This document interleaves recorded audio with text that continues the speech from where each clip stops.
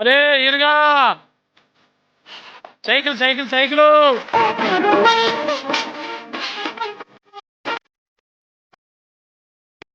ఏటా సైకిల్ కొన్నావా?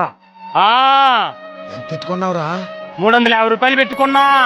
ఏటన్ని డబ్బులు ఎట్టుకున్నావా? మరేమనుకుంటున్నావు? మా వంశం జమీందారుల వంశం. ఈ సైకిల్ నేను దొక్కుతాను, నా కొడుకు దొక్కుతాడు, నా మనవుళ్ళు దొక్కుతారు. ఈ సైకిల్ తొక్కుతూనే ఉంటారు. నువ్వేంట్రా ఈ పొలంలో పుల్లలేరుకుంటున్నావు? నాదేటుందిలేరా పేదోండి.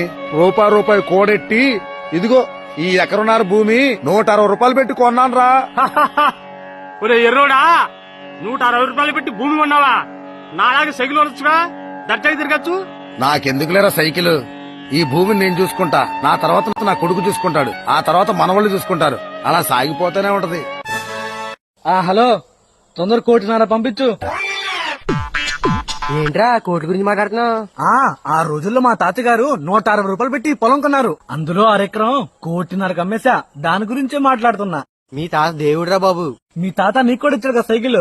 ఇచ్చాలే డొక్కుల సైకిల్. మా తాత తొక్కాడు, మా బాబు తొక్కాడు, ఇప్పుడు నేను తొక్కుతాను. దొంగనా కొడుకు మా తాత.